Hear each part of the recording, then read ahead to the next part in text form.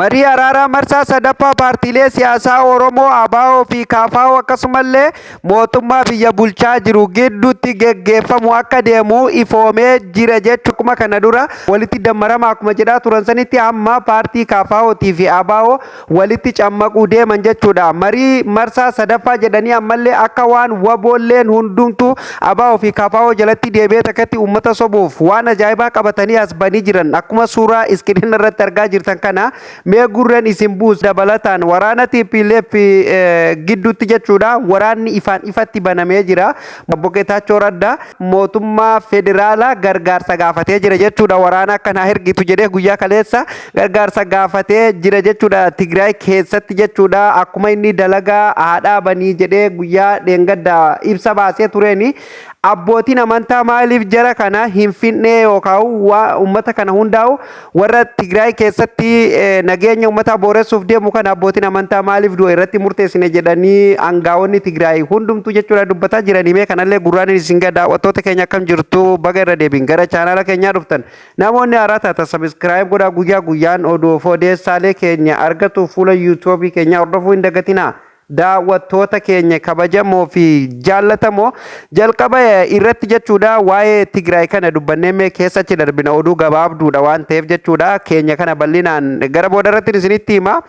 Abbootiin amantaa garee finxaaleeyyii TPLF fi dhabamsiisuu akka qabullee jechuudha dubbataa jiran jechuudha. Dhalattoonni Tigraay warreen diyaasbooraa ta'anii fi akkasumallee aangoo gurguddoo warri qabanii fi warri uummanni Tigraay ija keenya jedheef duratti ilaalu hundumtuu abbootiin amantaa garee finxaaleeyyii TPLF kana akka dhabamsiisan gaafatanii jiran jechuudha. Yeroon kana isiniin jedhu warra Gabratsiyoon Gabra Mikaa'eliin durfamu kan yeroo ammaa kana mootummaa federaala irratti shaabiyaa waliin lola banuu deemuuf akkasumallee bulchiisa yeroo Tigraay kan ta'e Geetaachoo Raddaa irratti bifa haarayaan waliigaltee kana dura Pretooriyaatti mootummaa federaalaa waliin taasisan san hunda cabsanii amma lolatti kan seenuu deeman kana jechuudha kan isaan baananii jechuudha. Warra TPLF hoogganan kana jechuudha daawwattoota keenya hedduu nama dhiba jechuudha.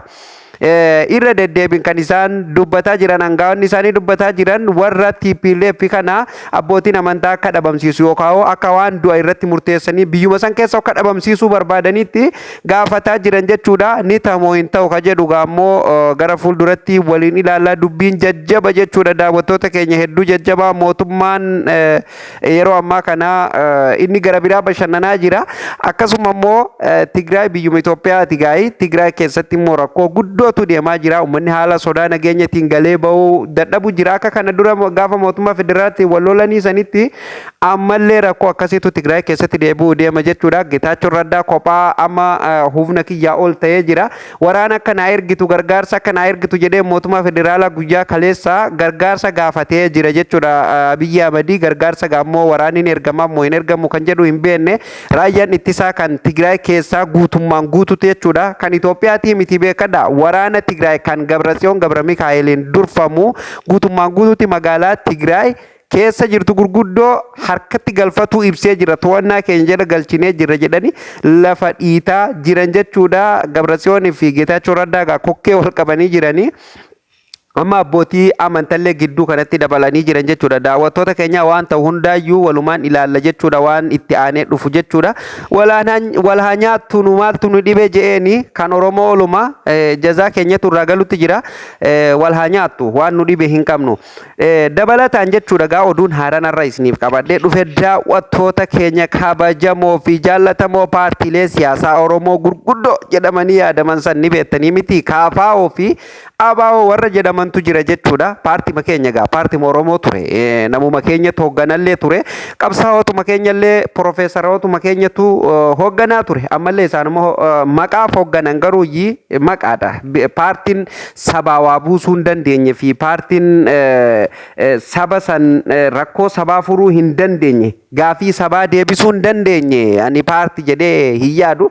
Paartii saba biraa yoo kan ilaallu ta'e fakkeenyaaf kan Amaaraa yoo kan ilaallu ta'e waan biraa dhiisi ijoolleen mangaara jirtu amma mee faannoo matana fudhadhaa kan biraa dhiisa warruma soddaa keenyaa kanaa jummee habashuma kanaa humbaana bar faannoo matanaa fudhadhaa amma fakkeenyaaf naannoo Amaaraa keessatti humni hidhatee socho'u paartiin yookaan kan gareen Amaarri abdatuu fi akkasumallee gareetiyya jedhee ol kaasee haasa'u faannoo tanaa beekaa yeroo ammaa kanatti hin baanagaa yeroo ammaa kanatti duraan gimboo sabaattii tureeyyi isinii galee kanarratti meelaala gaafa rakkoon takka Oromoo naannoo isaanii keessatti kaatu argitanii akka isaan itti deebisuu fi uummata kana tasgabbeessuu fi gaafii uummataa san deebisuuf mootummaa irratti infulaansi godhan ilaalame dhiibbaa isaan uummata irratti godhan ilaala gaafii hawaasa isaanii san akka mootummaan deebisuuf dhiibbaa isaan mootummaa irratti godhan ilaalame garuu keenya kana qabaare hin jiru gaa maaltu jirare paartii dadhabduu dhagaatun paartii hawaasni abdatu waboo qofa Oromoon yeroo ammaa kan dhugaa rabbiitiin isiniin jedhan jaalattanis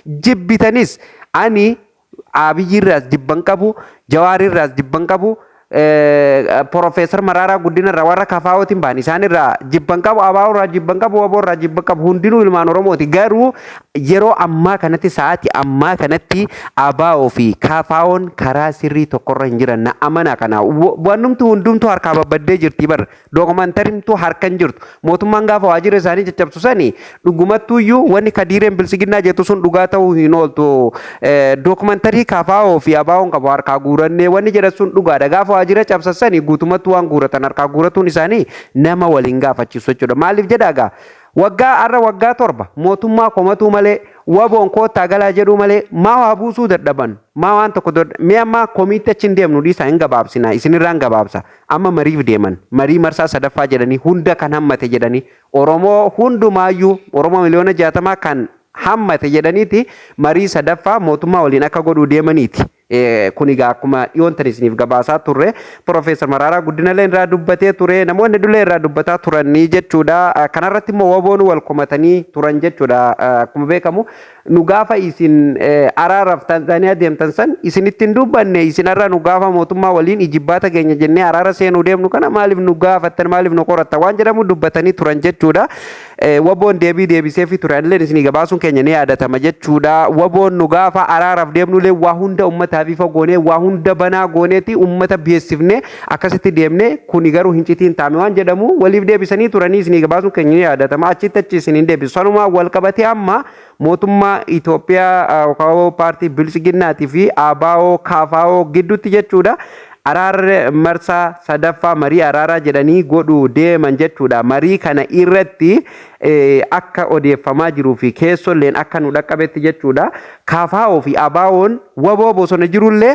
nu harkaan bayanii marii keenya jala jiranii nu harkaan bayanii tan Oromiyaa keessaa numti gaafii nu isin gaafanne nu deebiftanii gaafii hawaasaa ta hawaasni qabu jira nu isin gaafanne nu deebiftanii jennaani waan irratti waliigaluuf nu barbaachisan irratti yoo waliigallee waboon nu harkaan baatu nutu qabee galcha karaa nagaatiin qawwee hiikachiisa waan jedhamu Jaldaawwid Ibsaatii fi Profeesar Maraaraa Guddinaa jedhiin jaallawan isaa hunda Jawaar Mahammad keessaa baasa Jawaar keessa hin jiru Kafaawoo Jawaar na amanaa kana dhibbaa jala muree wanni isinitti himuu barbaadu Jawaar paartii Kafaawoo maqaaf gaa jechuun Oromoon akka hin diigamneef haa jedhu malee paartii Kafaawoo eega keessaa bahee waggaa 2 guutee jira Jawaar na amanaa kana jaalattanis jibbitaniis Jawaar fakkeenyaaf gaafuma Hacaaluu hunduu keessaa bahee Jawaar paartii Kafaawoo keessa garuu maqaaf keessa jiraatee deeggaraa waan tokko poosti godhaa tureetuma dhibbatti keessaa ba'uun isaa waggaa 2 guutee jira jara sararee keessaa ba'uun isaati jechuudha kana ammallee keessaa baasa jechuu kiyya Jawaar Mahammad keessaa baasa keessa hin jiru Jawaar warra amma waboo waliinuu kokkee waboo waliin addeebee mootummaa kokkee qabee jiru keessa nama tokko jechuudha kanaaf Profeesar Maraaraa Guddinaa akkuma beekamu gaa durataa paartii Kafaawooti jechuudha akkasumallee hayyu duree Jaldaawwid Ibsaa itti gaafatamaa yookaan durataa paartii Abaawooti jechuudha isaan kana gaama warri marii araaraati deemu mootummaa waliin ni milkaa'anii ni ilaalla waliin marii marsaa sadaffaati jedhaa jiran kadiroonni mootummaa gurguddaan lafa dhiitaa jiran jechuudha inuma wanni isaan jedhanii poosti godhan bar nama dhiba jechuudha dhugaa rabbi fakkeenyaaf aangaa'onnumti isaanii kunuyyuu warrumtee paartii Abaawooti fi Kafaawootiin baan araara nu godhuu deemnu kana hawaasni fudhatee jira paartiilee siyaasaa gurguddoon itti gammadanii jira waan jedhamu hawaasni kan itti gammaduu fi paartiileen siyaasaa Oromoo dhugumatti qulqulluu taatee sabaaf hojjettu kan itti gammadan gaafiin abbaa biyyummaa Oromoon Finfinnee irraa qabu yoo deebi'ee fi daangaan Finfinnee yoo sararame gaafiin afaaniitii fi gaafii abbaa biyyummaa gaafa deebiteef gaafiin Oromoon deebite waa hedduu miti gaafii lama sadii gaafii lama sadeen Oromoon gaafate sun gaafa deebite paartiileen siyaasaa hundumtuu araara keessanitti akka gammadu cimsinee isin beeksisuu barbaanna. Hawaasni Oromoo dabalatee akka isinitti gammadu abdii qabna. Eenyumtuu kan nageenya jibbu hin jiru yeroo ammaa kana kutaa Oromiyaa keessatti bakki diinni ilmaan Oromoo itti dhangala'aa hin jiru. Kan tumu Oromoo, kan tumamu Oromoo, kan biyya bulchu Oromoo. Nama dibaabar dhugaa rabbii ilaalame kan manni hawaasaa kan gubataa jiru Oromoodha. Mana Oromooti. Harmee Oromootu booyaa jira. Kana keessatti immoo isaanii waa'ee magaalaa Finfinneetii fi Dirree Dhawaa fi Baahirdaar qofa haasaa oolan guyyaa rabbii jechuudha kan diroonni isaaniillee nama dhiba hedduu uummanni keenya hedduu rakkataa jira hedduu dhumaa jira. Amma guyyaa torbaan tokko dura godina Harargee lixaa aanaa Daaroo Labuu magaalaa Machaaraa iddoo caffee haraa jedhamuun beekamtutti jechuudha. Namoota 6 jechuudha. Mana tokko keessa haadha manaatii fi abbaa manaa kan isiniif gabaasullee ni yaadatama jechuudha. Bakka tokkotti rasaasan fixanii turan. Eenyuun tokko kan gaafate hin jiru. Seerri gaafate hin jiru. Waboo fixee mootummaaf waraana mootummaati waan tokko namni gaafate hin jiru. Maatiin fuudhanii awwaallatan. Sanumaa awwaaltan jedhanii waraanni mootummaa guyyaa guutuu hawaasa doorsisaa oolan jechuudha. Haala kana keessa jira jechuudha. Keessafuu hawaasni baha Oromiyaa akka malee rakkoo cimtuu keessa jiru kanatti osoo marii tana fakkeenyaaf yeroo ammaa kanatti kan rakkoo kana guutuu uumee hawaasa keessatti rakkoo uumee jiru waraana mootummaatii fi waraana adda bilisummaa Oromoo waboodha kan kokkee wal qabee kana gidduutti hawaasni miidhamaa jiru. Osoo waboo warra rakkoo lamaa walitti uume sunuu ifaan ifatti daayirektii walitti dhufee waliin mari'atee marii san gara xumuratti oofuuf hin deemini gidduma kana ammoo paartii hawaasnuu dagatee ofirraa dhiise kaafaa ofii abaa'oon ol kanii araara jedhanii hawwarsummaaf barbaachise.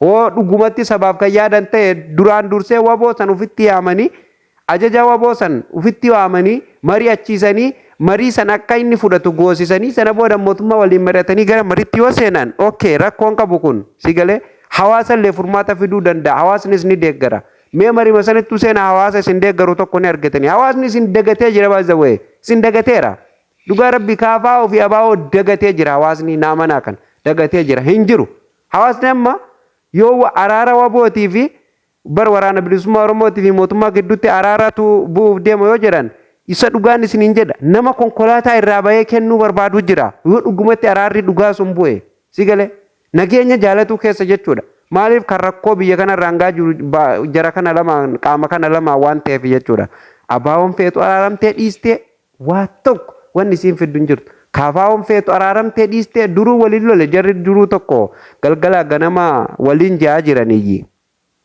si galee kanaaf wanni dhufu hin jiru daawwattootaaf kabajamtoota waan dhufu walumaan kan eegnu ta'a jechuudha hundaafuu araara nagaa isiniif haa ta'u jenna waan biraa waan jennu hin qabnu biyyalleef nagaa rabbi haa buusu egaan guyyaa guyyaan odoof odeessaalee keenya argatu fuula yuutuubii keenya sabiskiraayib godhaa sagantaan keenya irraaf qindeeffanne asumarratti goolabama jechuudha daawwattoota keenya sagantaa biraatiin amma walitti deebinutti nagaa ta'a.